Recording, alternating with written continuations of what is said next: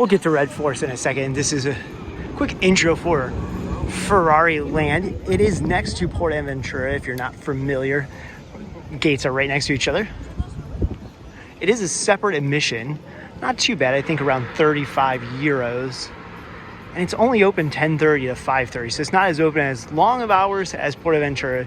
It's definitely treated as a second kind of park for sure. And we are in. We got here about an hour beforehand. There's maybe only a crowd of about 50 people or so. But definitely if you don't want to buy the express pass, you're going to want to get here early. But like most parks, they let you in and then they hold you. So we're being held under the giant Ferrari land sign. About 15-20 minutes till park open.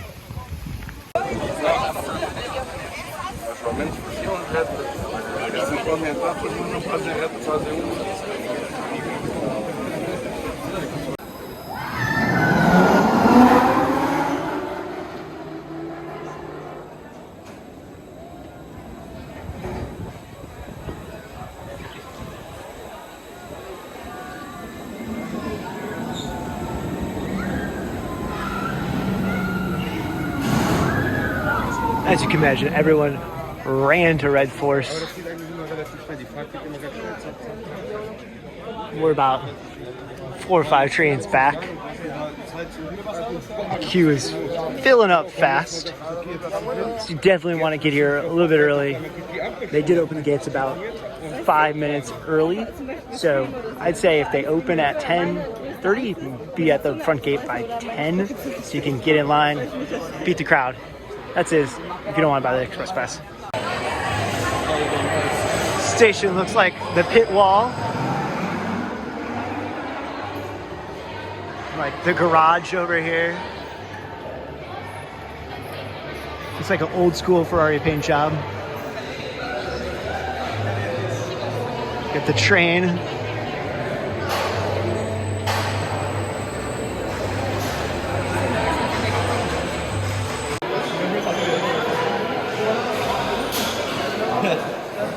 Oh, that wasn't a great example. Normally it does the 4 lights. Lights out does not mean go. It switches to green and then it goes.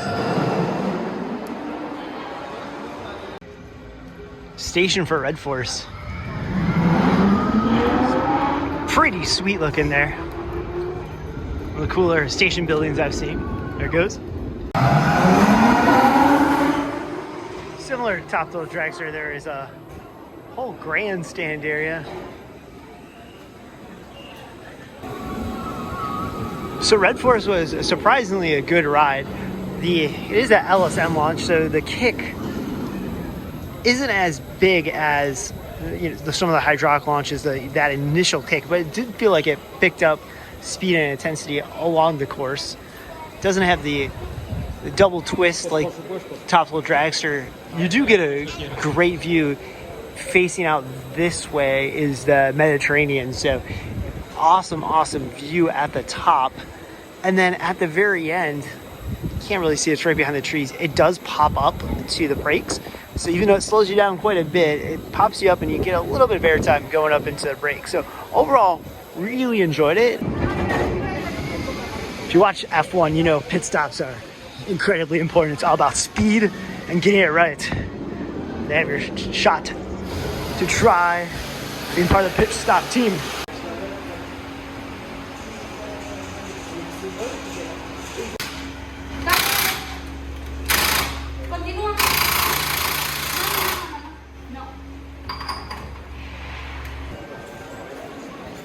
So that ended up being 16.50 euros.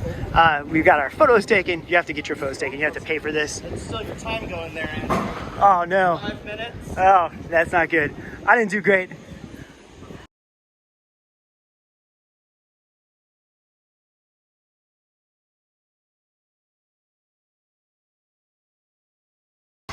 You have Red Force, and you have Little Red Force.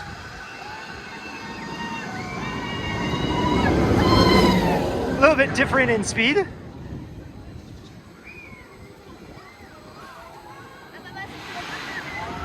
But the cars are kind of similar. Look like the F1 design.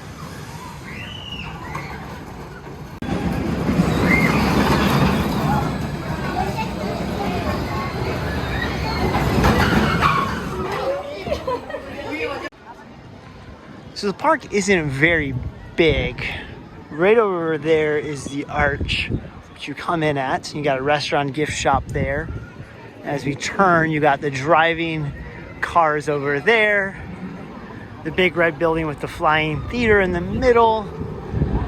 Red Force and the shot towers. Red building in the far distance there is the Red Force station. And there's a couple little rides under Red Force, but that's the park. Pretty sweet looking Ferrari right here. They do have quite a few kids rides. This one's called Crazy Pistons. So despite being a park based around a super fast car, they do have stuff for the kids. If you didn't know, Ferrari is, of course, an Italian company. So the park is very heavily themed to Italy. Nice little fountain. Venice over here. Then as it kind of moves up over here, it transitions more into the area where Ferrari is from, Maranello.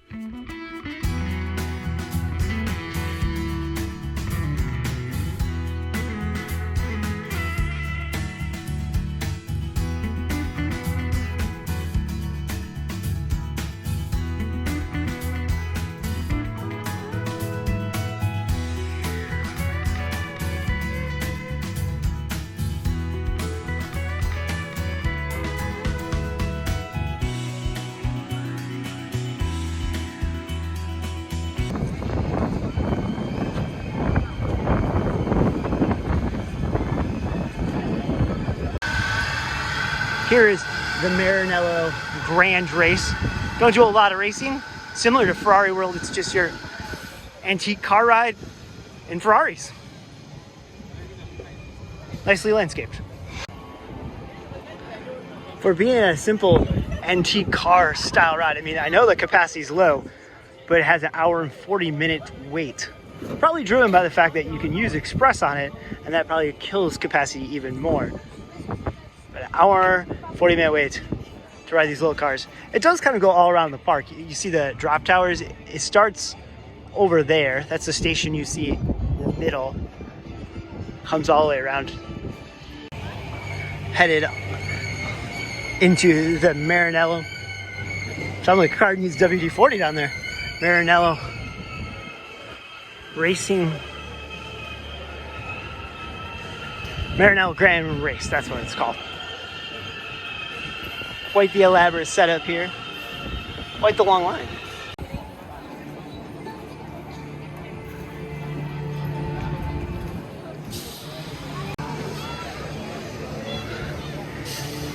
Not a lot of shade in this queue. You can actually see that people are holding in the shade.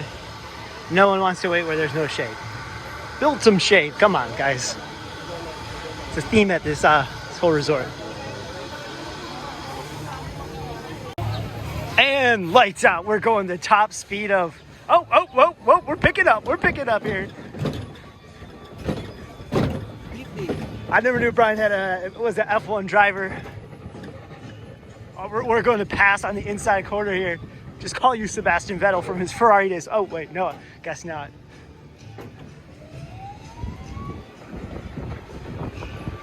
All right, I'm glad this thing's moving at a little clip because since it's all in the sun, the seats are probably like 100 degrees. My butt's getting roasted as we speak.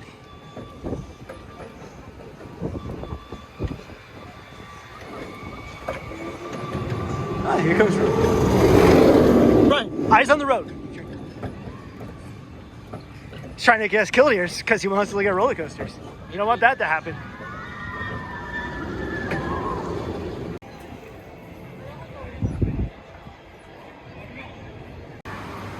Even if you're not hungry, be sure to stop into Pit Lane Restaurant. It's fast food up towards the front of the park. It has a bunch of kind of like Hard Rock, but of Ferrari. Has a lot of memorabilia on the walls, photos from the different eras, tires.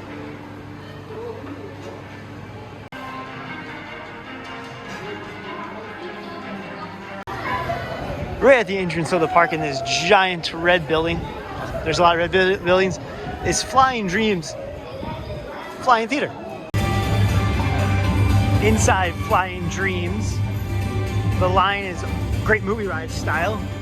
Inside, in front of a giant screen, there's a cool projection car.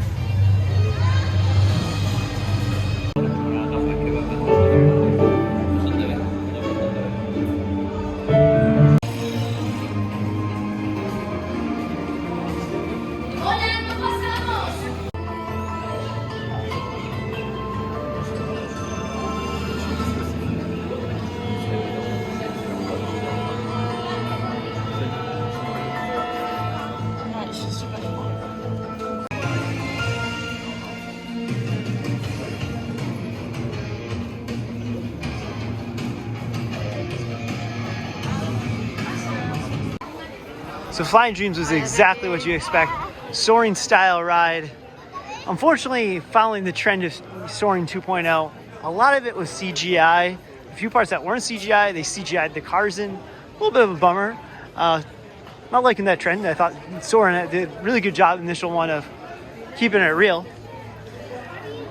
But we also realized why the line's so long. They not in a hurry to load the one theater, so maybe every 15 minutes it holds 100 people.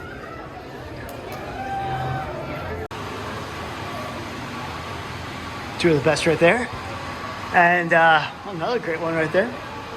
We are in the store, and as you can imagine, they are all about merch here. Move that merch. Got some cool logoed stuff. Honestly, the merch is already better than the park next door. Cool that they don't just sell Ferrari stuff. They sell stuff that says Ferrari Land on it, like that little helmet.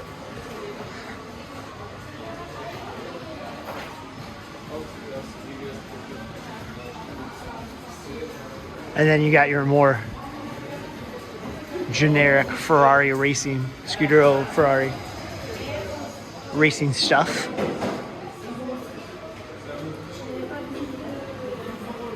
Ferrari Land bags, cups.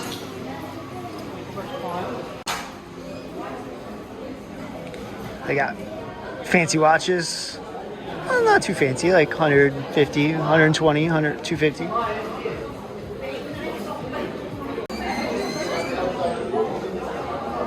Shoes, hats, mixture of just general Ferrari and Ferrari Land hats. There's a kids play area. It's fantastically called the Kids Podium. Now in line for Racing Legends, which uses the other half of the Flying Dreams giant waiting room. I think they share the first pre-show, which is a little strange. So both rides share the first pre-show, but we got walked through it. Essentially, oh, here, this is pretty cool. Wall of Fame for our drivers. Definitely feels like mirrored images of each other setup-wise. Another pre-show room where they're lining us up for this attraction. Now we wait in another room for the simulator. Cool looking simulator cars. Just got off Racing Legends, the other half of the giant building. They essentially have two flying theaters. One's a typical flying theater, one's with the race cars. This one was okay. It was all computer generated races. and courses that it took you through, so it just felt like a video game. Okay. They do have an upcharge F1 simulator called the Pole Position Challenge. Just go check a look.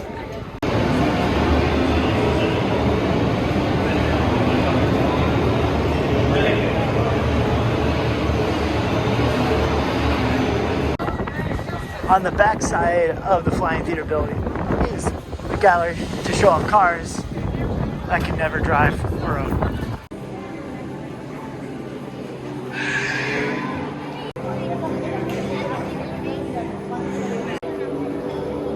This is the 248 from 2006 that Michael Schumacher drove. Don't know if it's the actual car. I think it's just a mock-up, but nonetheless. The 156 from 1985. It's a weird looking car. Not the coolest looking race car, I'll say that. This is the F60 that Kimi Räikkönen drove in 2009.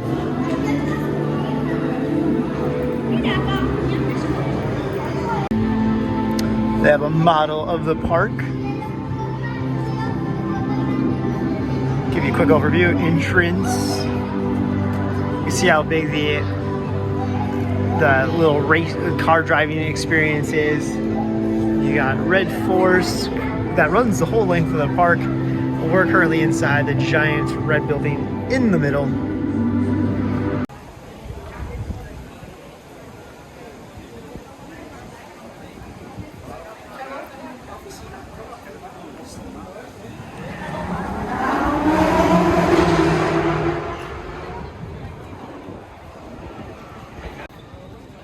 Park has a full-service Italian restaurant serving, as you would expect, pizza and pasta. They also do have a couple quick service options as well, so this isn't the only spot in the park to grab food. But it is pretty cool. On a day where it's not 90 degrees. These people are better than I am for sitting outside when it's 90 degrees, but a nice spot to sit outside. So this building here, they have a photo plaque showing that this is modeled after Enzo Ferrari's house. So as we did when we were at Ferrari World a couple years ago, it only felt fitting to film the wrap-up of Ferrari Land while we're on a Ferrari, right, Brian? True. Here's the big main event here. Really the only major ride. Red Force, what do you think of it? Great ride. I thought it was good, yeah. Impressive, great views. Then you got the drop towers here. So overall, this is, we'll pick it up when we get outside the tunnel, so it's better video. All right, we pick up where we left off. So Ferrari Land is definitely a half-day park. Well, it depends. If you don't buy the express pass, everything, all the major stuff today is like hour and a half or 2 hours. So it's gonna be a full 10 to 5:30, that's a normal operating hour, probably day for you. If you buy the express pass, which isn't that much, highly recommend. It's definitely maybe a 3-hour park. What do you say? We've been here about three and a half hours. Yeah, we got here at Rope Drop, and it's now about 2:30. Yeah, and we're leisurely going around. We did Red Force twice, rope dropped in and then got back in line. Did the Flying Theater and the other rides, which took a little bit of time, but overall, I mean, there's not a ton here. You have the big coaster, the two Flying Theater style rides, this and the drop towers, and this ride, I guess, that's pretty much it. Overall, I liked it. It's a nice little kind of add-on to PortAventura. Definitely not like a standalone park like Ferrari World is. And I would love to see some of those rides from Ferrari World. I don't know who owns the rights to the rides or all that kind of details, but Ferrari World has some pretty cool rides like the Sky Rush style ride, Flying Aces. That'd be really cool here, and as well as a couple of dark rides. Of course, the legendary Mission Ferrari, or infamous Mission Ferrari. If that ever got open, that'd be cool if they built that here. Because I do think this park probably needs one other really high capacity ride to help push people through, because the flying theaters and Red Force with its small trains ain't it. So that wraps up Ferrari Land. Be sure to check out the other vlogs on the channel. We have a full one of PortAventura, our hotels, and many other parks from Spain. Thanks for watching.